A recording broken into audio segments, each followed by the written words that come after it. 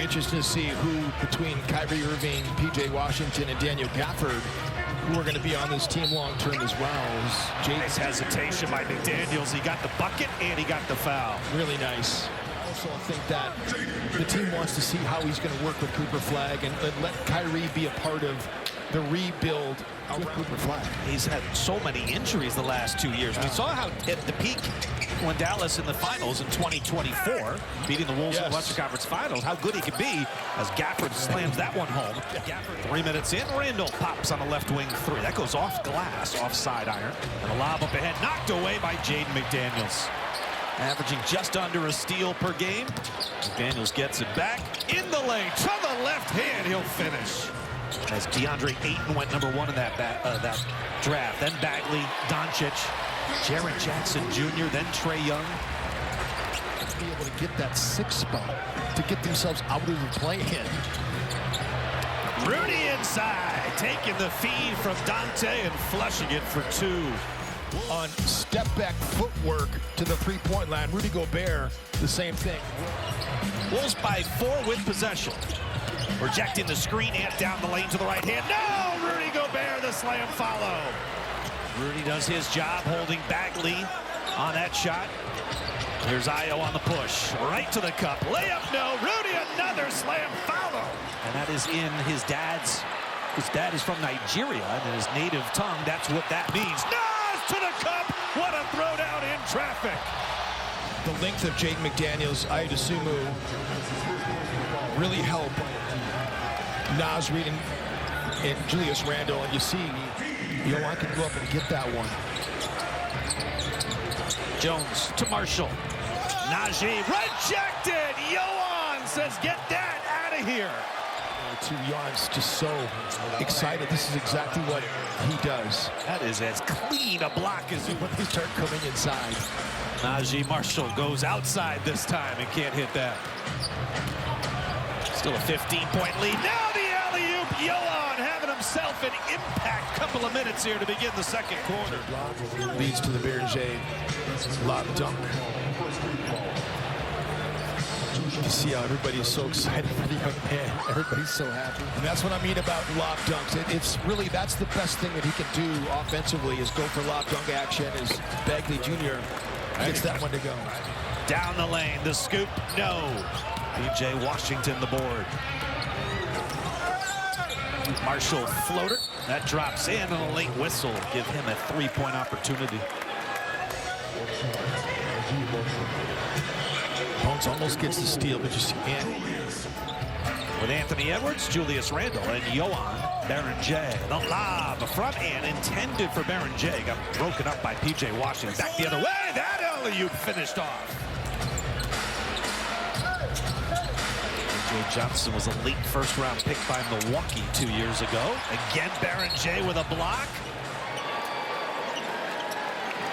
It's a great block. A.J. Johnson.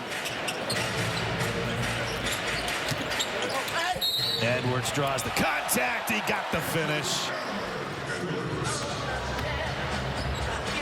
Good dribble move that time by Ant, getting into the body of Tyus Jones. Lineup combinations at the end of game situation based on who's cooking. Oh! Ant tried to posterize Gafford. Rudy gets the offensive rebound and flushes. He would be a great mentor for Cooper Flagg, but he would also be a valuable asset to other teams. Edwards elevates for the rebound, and Gafford, man, he put Randall in the friend zone. Washington at the other end for the lane. He just throws it as high off the glass as he possibly can. That's a tough shot there by Chris Middleton. Edwards, a contested 3. It doesn't matter for Ant-Man. Connects again. They empty out the side for Middleton, one-on-one against Edwards. This will test Ant-Man's defensive abilities.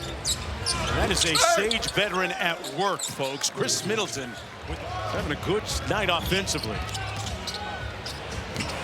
And a block at the other end by Gafford on McDaniels. If you come out here lackadaisical here in this second half, that lead turns to 5-7. Your job, if you're Minnesota, is to put your foot on that gas pedal, not give up and ones, as you see Najee Marshall with one. Couldn't complete the three-point play, but they get the deficit below 10. Here's Edwards off the wide pin and lost the handle. Had it knocked away Washington on the break with the left. Got it to go.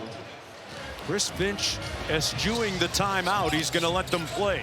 Yeah, there's not many more possessions, though. Randall with the slam. You get a good offensive possession here. Now Chris Finch is definitely staring at his team's defense to see how they're going to answer. Edwards in his stance caused that steal, and a little bit of room service for Randall. His third field goal tonight. Washington inside, got it to go over Gobert. And this time, Chris Finch is going to burn a timeout. The Minnesota Timberwolves have not come out with that aggressiveness, with that intensity that they need. DiVincenzo out to McDaniels on the baseline, drives the closeout. Gobert couldn't get the alley-oop. Tyus Jones, Edwards attempted to block him, couldn't get it. Well, this is what we were talking about, consistency. When you look at the bad losses for the Minnesota Timberwolves, it's not their offense. They've got 77 points. Attempt to get into that low post area last couple of times. He scored a bucket. This time into the mid-range, got it and one. There's just the patience here. You know, this is that mid-range. He uses that shoulder.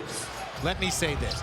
I have not met many basketball minds like Jason Kidd, and if kids are able to be taught by him or within his system, they should consider themselves lucky as Marvin Bagley gets the easy putback. They have not even felt the impact of DeSumo yet. He's still figuring it out. You get here a couple days ago, and an and one by Marshall, keeping the pressure. That's another two-way player that they have. But even this, you can't give up. If you're talking about shutting that water off, Minnesota, you do not want Klay Thompson to get going. Gobert with the lob from Naz Reid. Exact same play. You see the floater there. Now they run the play again, and now he knows he's got the lob. Rudy Gobert is one of the best in the business. He's got 18 points and 16 rebounds. That means he's getting some offensive rebounds, but he's also finishing their possession. Bagley with a nice block comes out to Bones Highland. Around the Reed screen, Reed on the pick and pop, lets it fly, and it's butter. Lead up to 11. Remember, Dallas closed to within 2 with 77-75 in the third. Thompson trying to keep them close right now.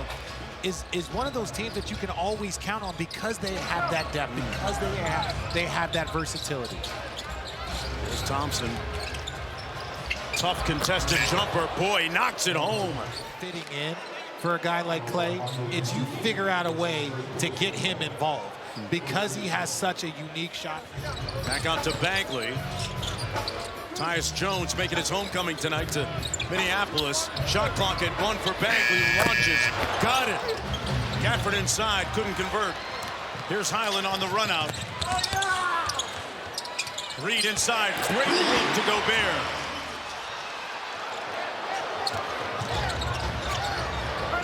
Gafford.